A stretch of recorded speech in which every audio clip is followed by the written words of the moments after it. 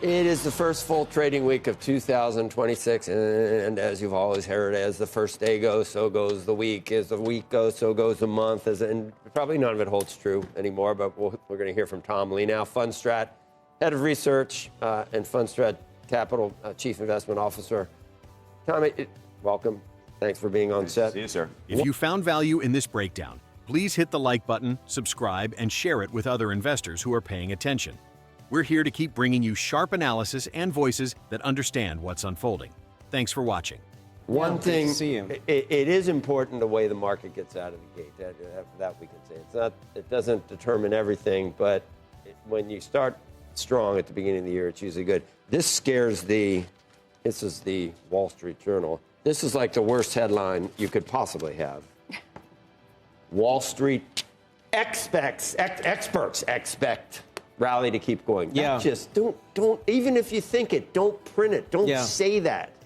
I mean, that to me just makes me think that it could be a down year. Yeah, but it wasn't splashed on the top of the page. It's only a little bit a corner. And you're right in there because you think 7,700 by the end of 2026 with a 15 to 20% correction at some point in the second half of the year. Yeah, like compressed in 1 year will be joy, depression, and rally, right?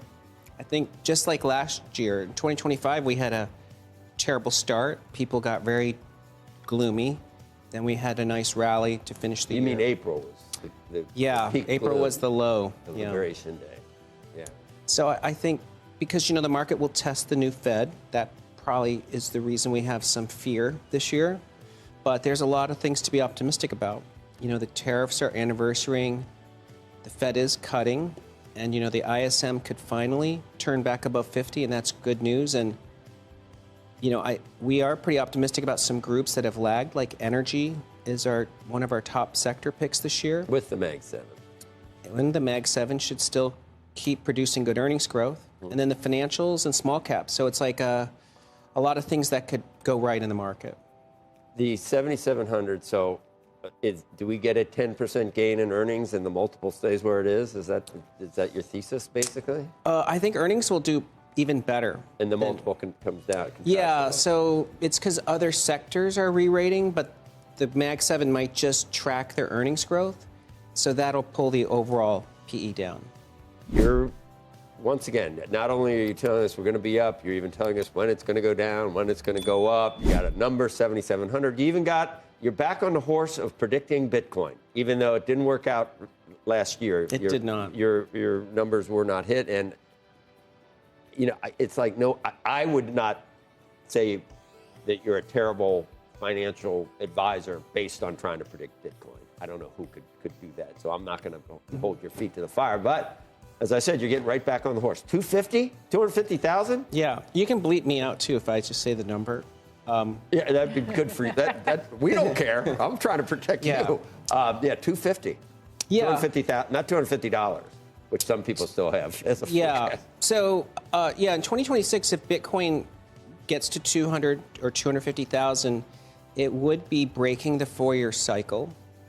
So that's sort of part of our view is that this, if you follow the 4-year cycle, Bitcoin should be down this year.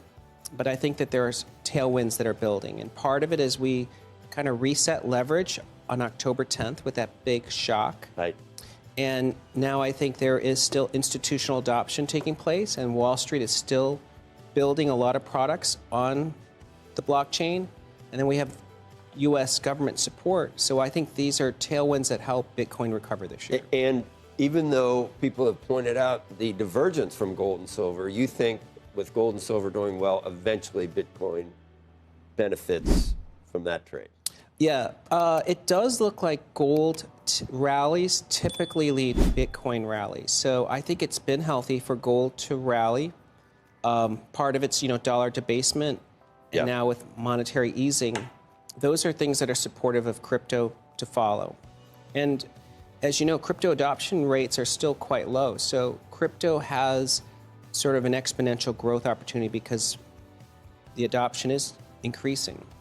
You even think that an improving ISM is bullish for crypto? It is, for whatever hard to explain reason, We found that copper to gold price ratio, when that rises, that coincides with Bitcoin rallying. And we also found that the ISM, as it moves from below 50 to its peak, has coincided with Bitcoin entering its sort of rally stage. So you don't know why, you just have noticed that it happens. yeah. Do you have a forecast for oil? I mean, I think the oil movement last year confounded a lot of people. Now you've got Venezuela on top of this. How do you figure that out? Yeah, it has been sort of surprising how badly oil's done. I know our technician, Mark Newton, thinks oil could actually see something like 40 early this year, but that won't necessarily hurt the stocks because I think the equities have been lagging for so long. I mean, if you look at Of the big majors, you mean? Yeah, so the majors should do well. So I think energy stocks are going to start discounting higher oil even as oil gets to 40. The move that we saw, the broadening of the market into even small caps and I don't know, Russell, does that continue? Is that necessary? I think it seems healthy if that were to happen. Yeah, I think it's healthy and it's important. The small caps made an all-time high last year, which is great because that's been a long time coming. And lower interest rates helps them, monetary easing. Earnings growth is starting to look better. And if we have mergers, I think all of these are tailwinds for small caps. And of course, small caps should have been tracking EM stocks. EM did really well last year. Small caps are just finally catching up. If you found value in this breakdown, please hit the like button, subscribe, and share it with other investors who are paying attention. We're here to keep bringing you sharp analysis and voices that understand what's unfolding. Thanks for watching.